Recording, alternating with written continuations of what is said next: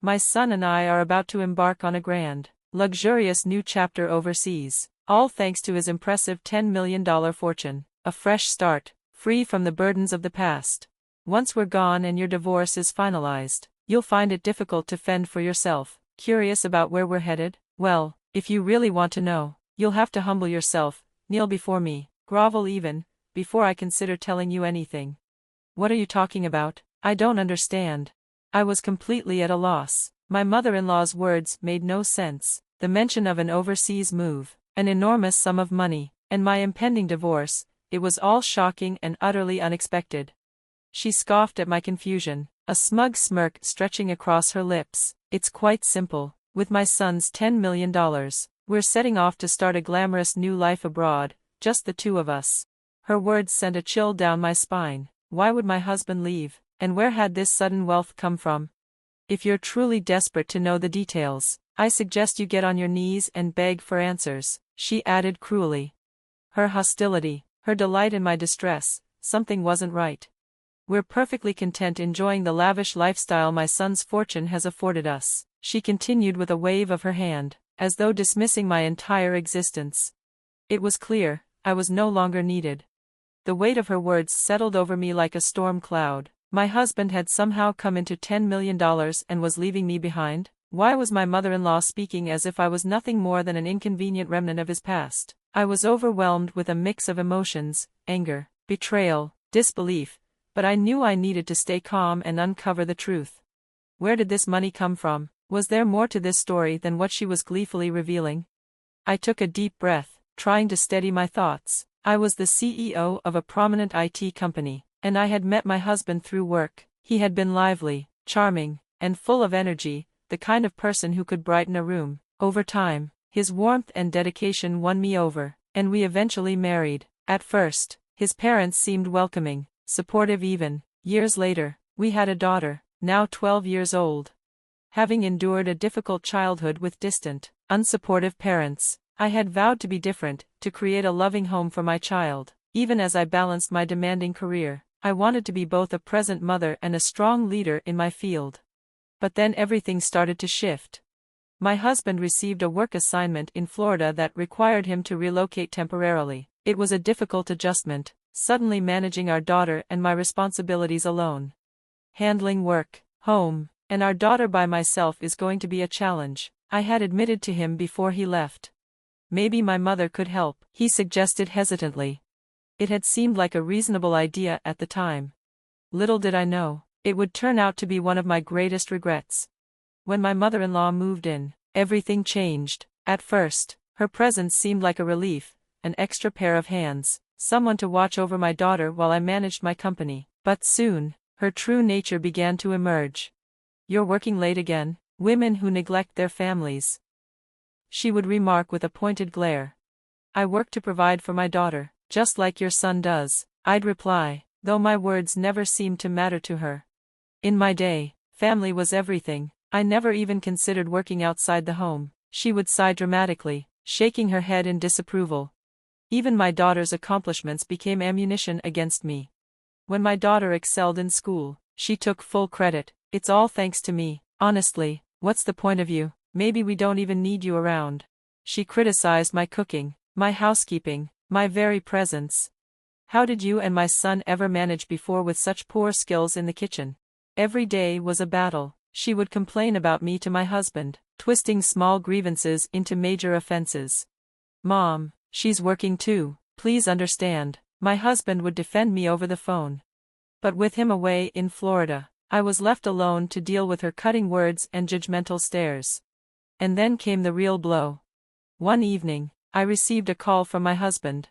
"I have bad news," he admitted hesitantly. "Work in Florida isn't going well. I got into gambling. I was in a tough financial spot, and things spiraled out of control. I owe a lot of money." I felt the world tilt beneath me. "Gambling? Debt? How much do you owe? What about our daughter's future?" "I don't have all the answers right now," he admitted, "but I'll fix this." I had always seen my husband as dependable, sincere. He had always made time for us, always been grateful for everything I did. But now, with him far away and my mother-in-law's venomous words filling my home, I felt utterly alone. I can't believe someone as useless as you married my son, she sneered one night, her words cutting deeper than ever. And then, she found a way to wound me even more. I heard you used to work in a nightclub before you married my son. How disgraceful, she spat. I froze. How do you know that? I was showing someone your picture, complaining about how useless you are, and they recognized you. Apparently, you weren't even good at that job. Shame, anger, and betrayal all crashed over me. It was true, I had worked at a nightclub before I met my husband, struggling to make ends meet, but he had never judged me for it. I thought it was a past I had left behind. I wanted to crumble, but then I heard my daughter's voice. Mom, don't let Grandma get to you. You work so hard, you've overcome so much, you're strong. Her words were the anchor I needed. That night, I sat in my husband's study, sifting through papers, bank statements, credit card bills, loan agreements. I was searching for answers, for an explanation, for something that could make sense of the chaos unfolding around me. And then, I found something, a trail of money movements. My husband's financial situation wasn't just bad, it was catastrophic. Why did this happen? And more importantly, what had he done to get $10 million? The moment I discovered the stack of receipts, a sinking feeling settled in my stomach. They detailed an alarming range of gambling activities, horse racing, slot machines, countless casino visits. Each slip of paper was a stark testament to my husband's secret life, a life he had kept hidden behind a facade of normalcy. As I leafed through them, the weight of realization crashed down on me. He had squandered an unimaginable amount of money. My hands trembled as I turned on his computer, the glow of the screen casting a cold light on my face. Taking a guess, I typed in his birthday in reverse as the password, and just like that, I was in.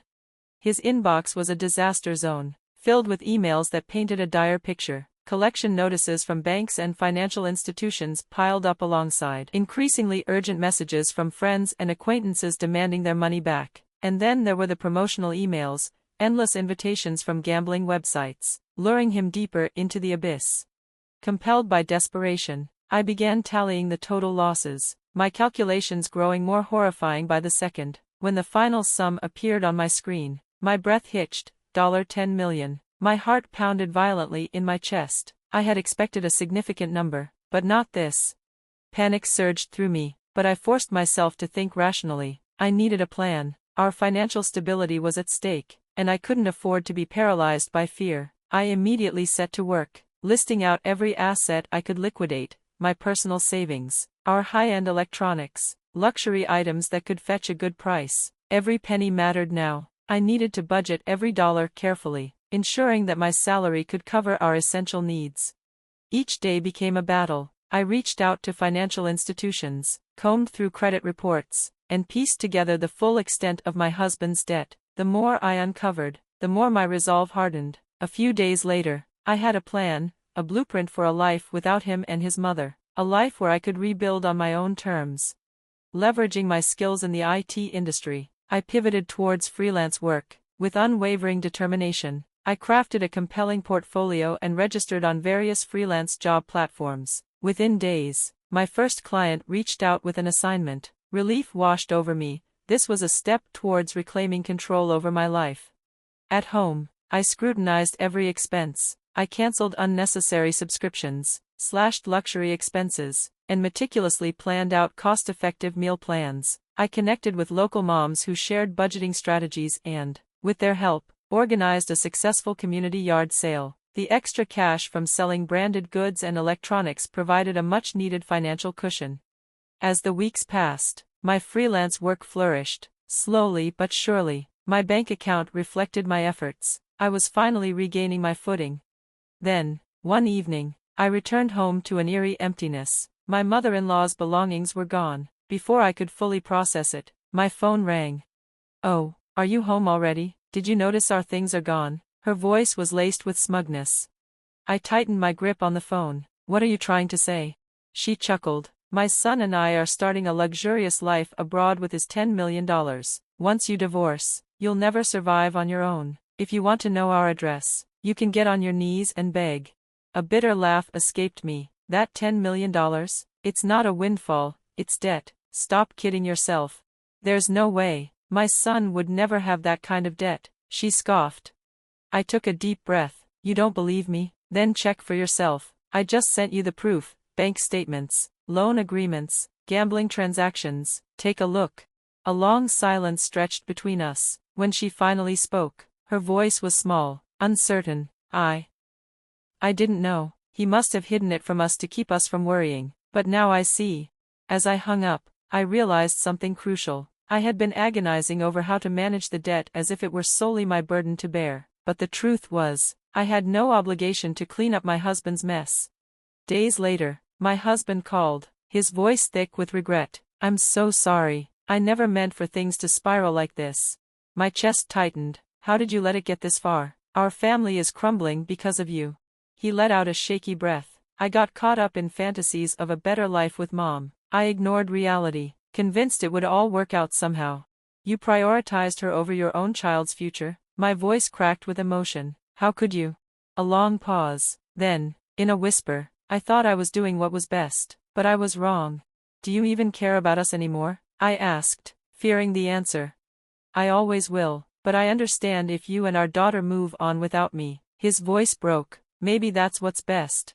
Tears stung my eyes as I listened to him sob, but I had no more energy to console him. I quietly ended the call, my resolve strengthening. I needed to protect my daughter and myself. The entire fiasco had started with a misinterpretation, a bill mistaken for a lottery win. My mother-in-law had manipulated my husband into believing they were on the verge of a luxurious new beginning. They fled overseas, blind to the reality of the situation. But reality has a cruel way of catching up. Their dream quickly unraveled. Financial troubles, pickpockets, language barriers, legal complications. Eventually, they overstayed their visas and were deported, penniless and humiliated. Back home, I pressed forward with the divorce. My attorney ensured we secured emotional distress compensation and child support. Given my husband's history of financial recklessness, we opted for structured installment payments rather than a lump sum. Meanwhile, my mother-in-law returned to the U.S., only to find herself homeless, abandoned by the very son she had put above all else. As for me, a profound sense of peace settled in. My daughter and I were free. Our journey wasn't easy, but with every passing day, we carved out a stable, hopeful future. Together, we turned the page on a painful past, ready to embrace the bright days ahead, armed with resilience, strength, and an unshakable bond.